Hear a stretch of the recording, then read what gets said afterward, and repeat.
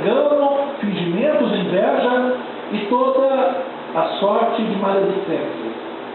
Já teve gente chegar para mim e falar assim, na época quando eu era evangelista,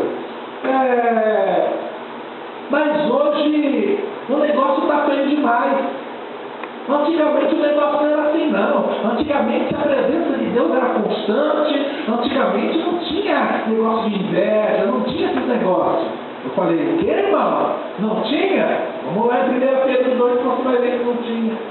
Depois que ele leu, aí ele falou, poxa vida, até lá o negócio era assim? Era também. Naquela época dos apóstolos existia muito isso. Existia essa chama de coisas que não provém de Deus. Porque tudo isso que nós falamos aqui, malícia, engano, fingimentos, inveja, tudo isso são coisas que infelizmente nos atrapalham de chegar até o reino de Deus. Então Pedro, ele disse, olha, isso tudo está acontecendo no nosso meio. E hoje eu estou dizendo para você, isso tudo tem acontecido no nosso meio. Quando nós andamos pelas ruas, a gente vê a malícia, a gente vê a inveja, a gente vê um falando mal do outro, a gente vê todas essas coisas. É natural? Infelizmente temos que dizer que é. Infelizmente é duro ter que dizer e aceitar isso. Mas é verdade. Existe. E não existe só o meio do ímpio, não. O meio do povo que está dentro da igreja, adorando a Deus e dizendo que vai para o céu, também existe essas coisas. Existe. Só que Pedro, no verso 2, ele já nos alerta. Mas no verso 1, ele nos mostra que o povo já vivia nessa época, nessa situação. Mas lá no verso 2, ele diz assim, desejai ardentemente ou afetuosamente, que algumas Bíblias dizem assim, como meninos, crianças recém-nascidas, o puro leite espiritual, para que por ele cresceres para a salvação. Então Pedro disse, olha, no nosso meio existe a inveja, existe a malícia, existe todas essas coisas ruins aí. Mas vamos desejar como crianças o leite espiritual. Ele poderia falar assim, vamos desejar como bons adultos civilizados o leite espiritual. Mas por que ele disse criança? Porque muitas vezes, irmão, é necessário que nós venhamos agir como uma criança. Você já viu criança ter malícia nas coisas? Dificilmente. A criança, ela briga uma com a outra, ela tem uma discussão, aí chega lá, estou de mal de você. Ah, também estou de mal. Aí vai lá, pega o dedinho, estou de mal, para, estou de mal. Eu sei nem qual dedo que a criança está de mal. Vocês lembram qual que é o dedo que usa? Tem um dedo que é para, que eu estou de mal, e tem um dedo que é para fazer as pazes. Esse é o que é para as pazes? Não, esse é o de mal. É o de mal, esse aqui, ó. É o dedo, você vê, irmão? Até isso, ó, o dedo indicador. Aponta o seu irmão aí, ó. Faz assim, ó, você está em inglês. Dedo indicador. Ah, eu estou de mal de você. Pega o indicador e usa lá para dizer. Só que passa 5 minutos, às vezes nem chega a isso. Vamos fazer a paz de novo? Não vou fazer. Aí pega o dedinho, esse aqui, ó. Esse é da paz, esse aqui, ó. Vamos fazer a paz? Vamos, aí a galera faz a paz. Sabe? Criança não tem, não tem esse negócio. Então Pedro diz, é necessário que a gente seja como uma criança. Porque a criança não tem malícia, a criança não tem essas coisas, essa maldade que a geração adulta tem. Não. O que Jesus disse para Nicodemos, com toda a sabedoria que Nicodemos tinha e com todo o conhecimento que ele tinha?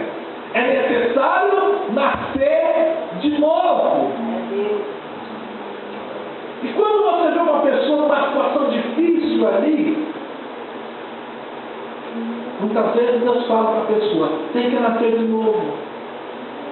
E quando se nasce de novo, começa como o quê? Uma criança. É necessário nascer de novo. É necessário deixar o velho e deixar o novo vir na sua vida.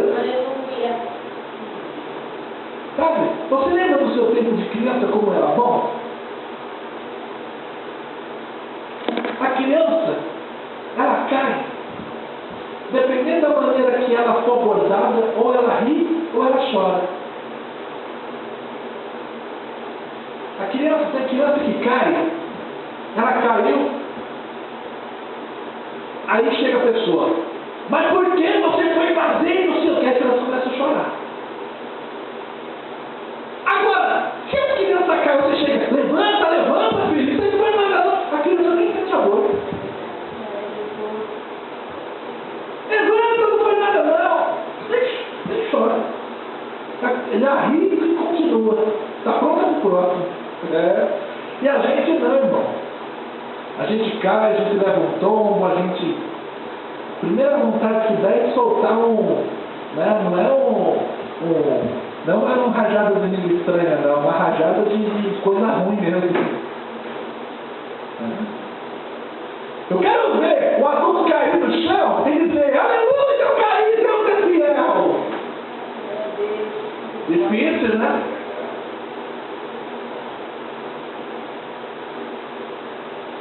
O máximo que pode acontecer com o adulto é ele cair ou levar o tombo e de repente ele fazer isso aqui, ó. Deu vontade de falar, ele ia falar de repente, não, Senhor, tem misericórdia. Respira de novo. Volta ao hemisfério da bênção. Sabe? É isso. Mas temos que ser como crianças, irmãos. Como meninos novamente nascidos, o leite espiritual. Você já prestou atenção? Quando a criança está com fome, você que é mãe, você vai entender melhor do que eu. Quando a criança está lá, bebê, ele está com fome. Qual é a primeira coisa que ele faz? Ele não sabe falar igual eu. Mãe, eu quero leite, mãe. Ele não vai saber falar. O que a criança faz? Chora. Agora eu vou te perguntar uma coisa. A criança só para de chorar quando ela consegue o que quer. É assim ou não é? Porque temos que ser como criança. Porque criança é persistente, irmão. Quanto camarada aí, ó, bigode, barba, irmã, já cabelo branco, sabe? Anos de experiência de vida, desistir fácil das coisas. Não tem força de ver que do lado de lá existe uma bênção esperando. Por que tantas pessoas deixam a presença de Deus? Porque muitas vezes passa um dia, 2 dias, ela até tem força, passa um mês, ela tem força, mas chega 2 meses, 3 meses, o negócio não muda, ela acha que nunca vai mudar. E Deus está o quê? Provando a fé do seu povo para ver até onde a pessoa tem estrutura para poder tomar posse daquilo que ele tem. Porque a grande verdade é que a pessoa, ela toma posse da bênção na hora errada, muitas vezes a própria bênção acaba virando uma missão. Eu já vi tanta gente receber bênção, eu sabia que era de Deus, mas recebeu na hora errada. Por quê? Porque ficou instigando Deus, instigando. Ah, se você quer, meu servo, não está aqui. Só que o que era para ser motivo de alegria e de felicidade, acabou virando motivo o quê? De tormento e de decepção. Mas nessa noite, o Senhor está ligando para você. Se você voltar lá, se você conseguir lembrar quando era bebê, eu sei que é difícil, mas tenta imaginar você ali querendo leite, querendo alimento, você não sabia falar e você começava a chorar. O seu pai às vezes te dava chupeta e você jogava a chupeta para fora, continuava chorando, e o seu pai fazia dando neném para ver se você dormia e você continuava chorando. Por quê? Porque você tinha um objetivo. E aí quando chega a mãe e fala, eu já sei o que ele está querendo, o que ela está querendo. E quando vem ali a fonte de leite, fala, até que enfim, demorou, mas chegou. Sabe? Parece brincadeira, é até engraçado a gente falar assim, mas a grande verdade, irmão, é que a gente precisa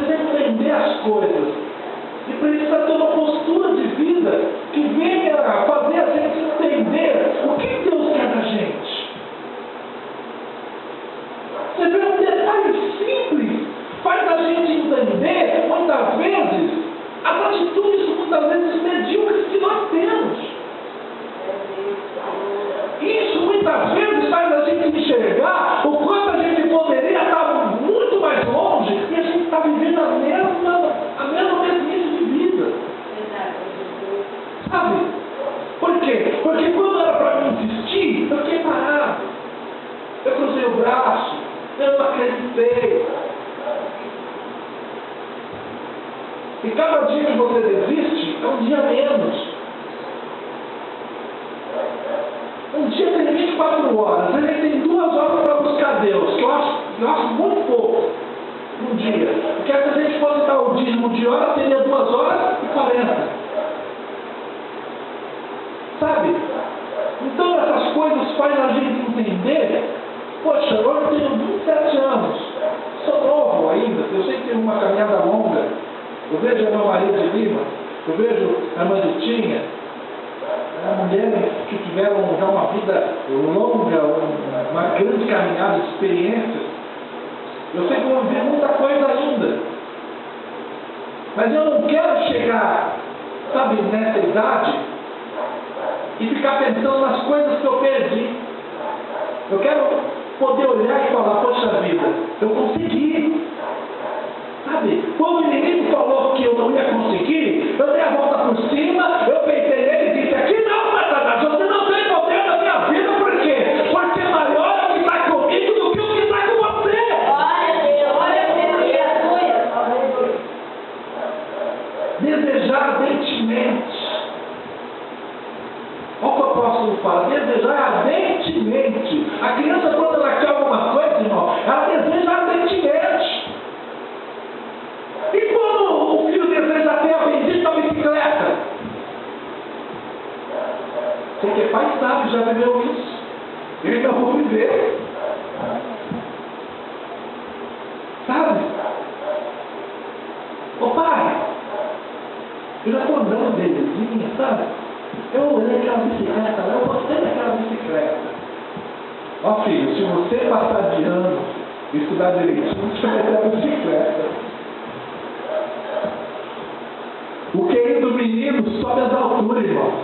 O QI da criança sobe as alturas. A criança estuda. E tudo para quê? Muitas vezes ela nem estuda com vontade de estudar. Ela estuda com vontade de quê? Ela vê a hora de estudar, de ver lá, passei da segunda para a terceira para quê? Para chegar para o pai e falar, pai, consegui. Cadê a bicicleta? Tá? E vai com vontade. Você já pensou que a criança tem jeitinho para conseguir as coisas? A criança, quando ela quer alguma coisa, ela não vai chegar a brigar com o pai e com a mãe se depois pedir alguma coisa. E a vida de pai é uma vida dura. Porque muitas vezes a situação está difícil, a fonte não está transbordante. Que eu sempre digo assim, tem a época das vacas gordas e a época das vacas magras. Né? Aí de repente você vê ali seu filho chegando, papai, mamãe, amo você, te amo. Aquilo já desmancha, já desmancha. Mamãe, te amo, mamãe, rapaz, a mãe não dá de chorar, sabe? Não é assim, Manistinha? Está falando alguma coisa errada? Não é então. Aí, você nem espera a criança falar o que quer. Você mesmo diz, filho, você quer alguma coisa? Aí quando a mãe fala, o filho fala, aí a criança só volta a levantar a mão e diz, obrigado, Jesus. Irmão. Sabe? Eu, quando tinha 6 anos, o meu sonho era ter o famoso tênis da luzinha. Quantos viveram essa época do tênis da luzinha? Foi quando lançou aqueles Lecheval, que você pisava assim, vinha uma luzinha assim. Mal, depois tinha uma mercearia, lá em São Paulo, eu via os garotos andando na escola com aquele tênis de dia. Eu ficava assim, ó. Eu piscava junto com a luzinha. Eu era vidrado naquele tênis.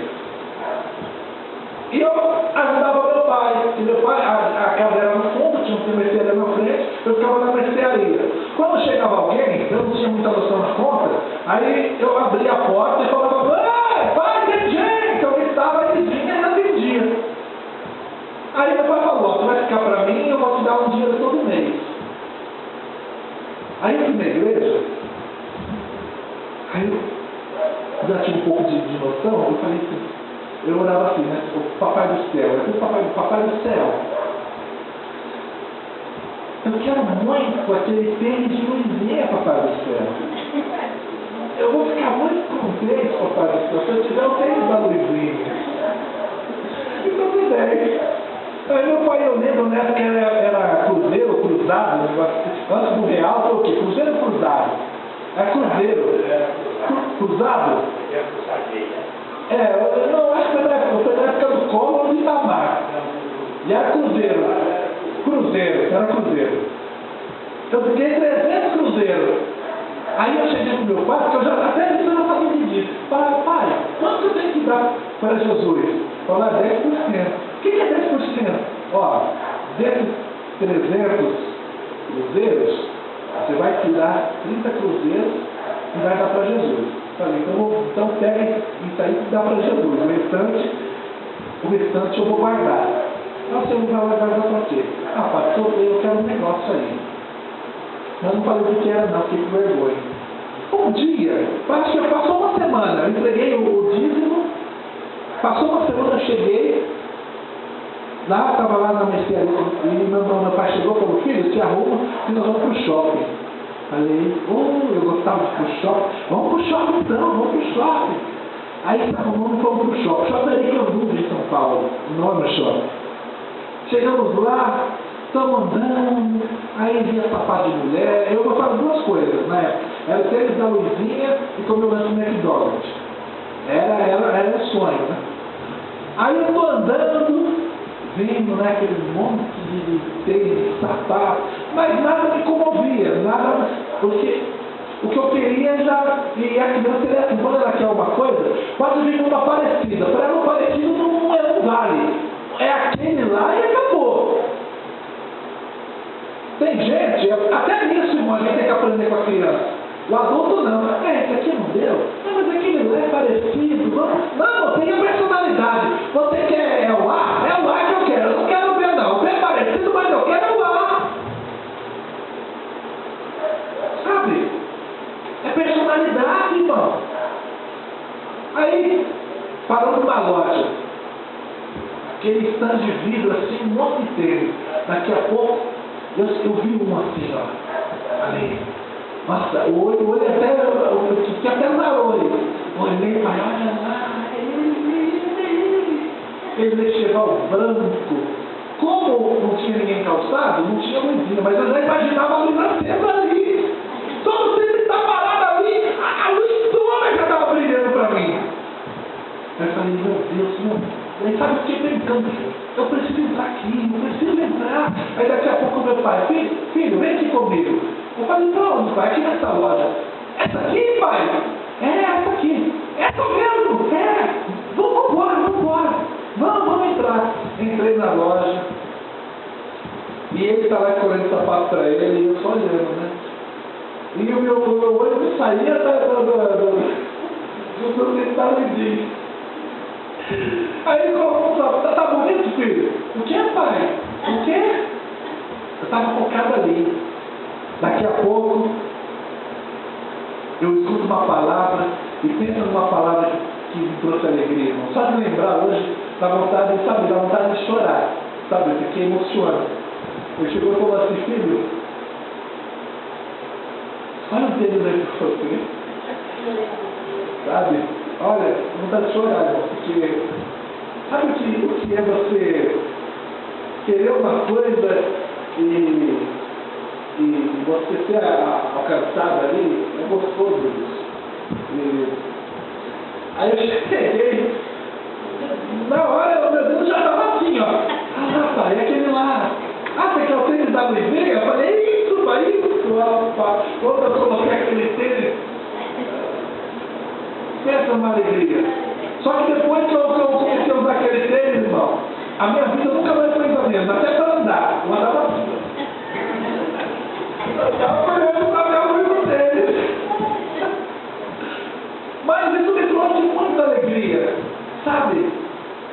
E é nesses pequenos detalhes que a gente vê Deus agindo na vida da gente. Sabe? Então, tenha personalidade. Sabe o que você quer? Entrega na mão de Deus. A hora, o tempo de Deus não é o seu tempo. É por isso que quando nós oramos lá, Pai nosso que estás no céu, santificado seja o teu nome, venha a nós o teu reino, seja feita a minha vontade. É assim, irmão?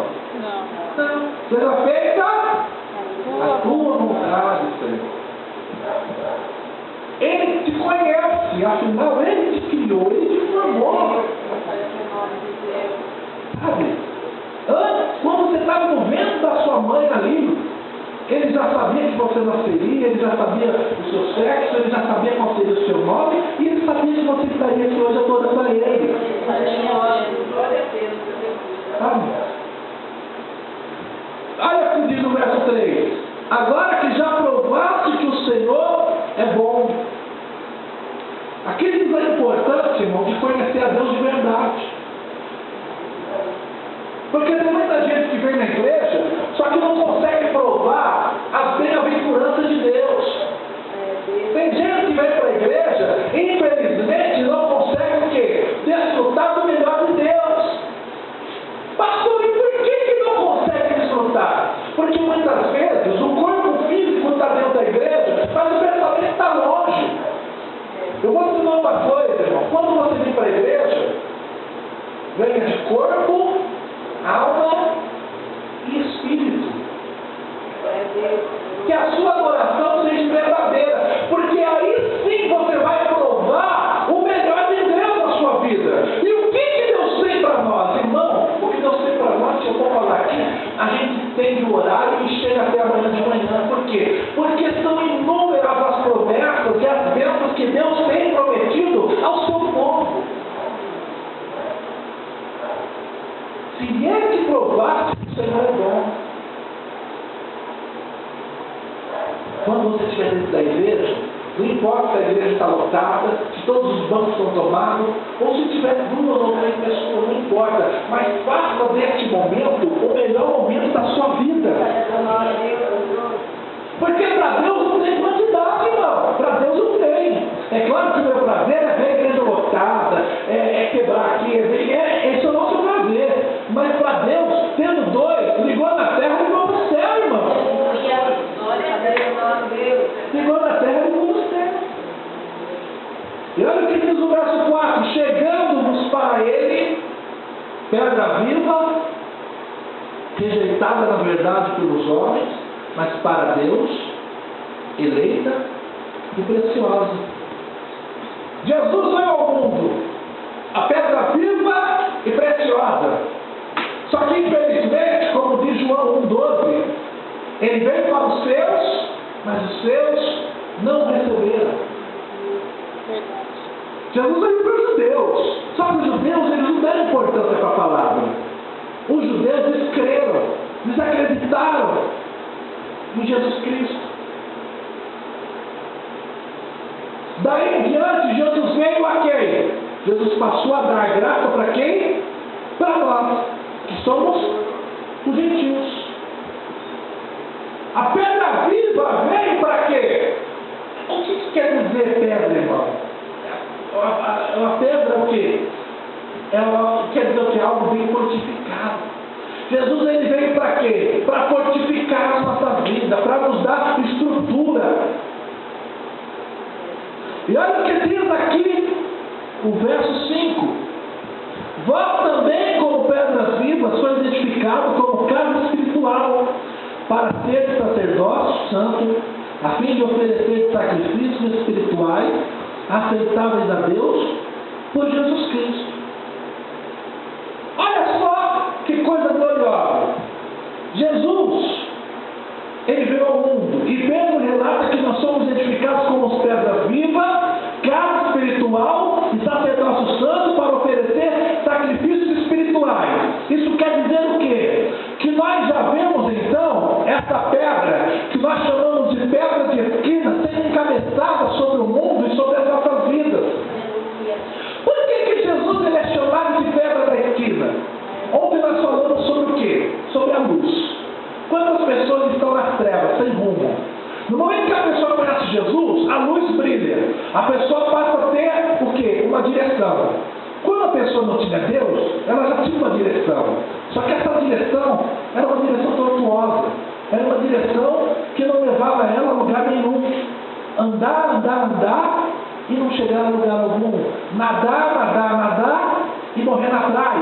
É mais ou menos isso que acontece com o mundo. Mas Jesus, ele veio como pedra de esquina. E esquina quer dizer o quê? Mudança de rumo. Salmo 40, verso 2, diz lá: tirou-me do lago horrível, de um charco de lodo, pôs os meus pés sobre uma rocha e firmou os meus passos. Ele te tirou, irmão, do pior lugar. Ele te tirou das garras do Satanás. Ele te tornou pela mão. Ele disse: a partir de hoje eu vou mudar o teu caminho, eu vou mudar a tua história. Por quê? Porque eu sou a pedra da esquina. Aí ele o que fez? Sarou as feridas que existiam em você. As feridas foram cicatrizadas. E aí ele começou a te conduzir num caminho de milagres. Ele te curou, ele te transformou. E hoje você está aí, ó, essa coisa linda. Olha para ele, irmão. Olha para esse irmão. Olha para trás, olha para frente, irmão. Olha aí, ó. A obra de Deus. Você é uma obra e um milagre de Deus. Jesus te tirou da pior e te colocou o quê? No lugar de glória. Perto da esquina. E Jesus, ele veio ao mundo com esse objetivo. Por quê? Porque na época do Antigo Testamento, o povo vivia na época da lei. E quando Jesus veio, ele veio para quê? Para acabar com a fase da lei e trazer a fase da graça. O que quer dizer graça? Favor imerecível. Nós não merecemos, mas pela misericórdia do Senhor nós temos. Nós não merecemos a misericórdia de Deus, mas nós temos. Por quê? Porque Ele nos dá de graça tudo isso. É graça.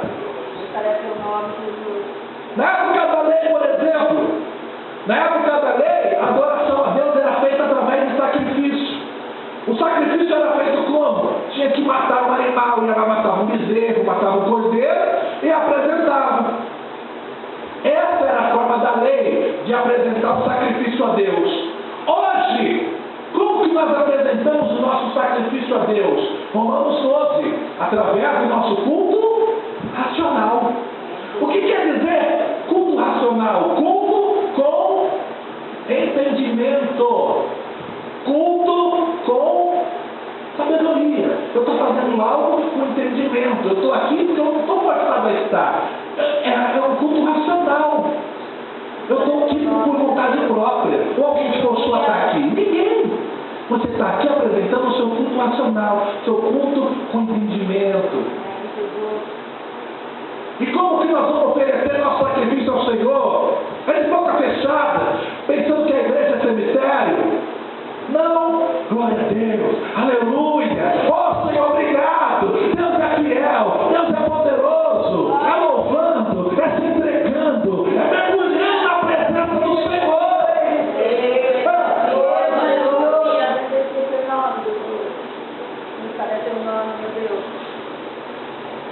Verso 6 para finalizar.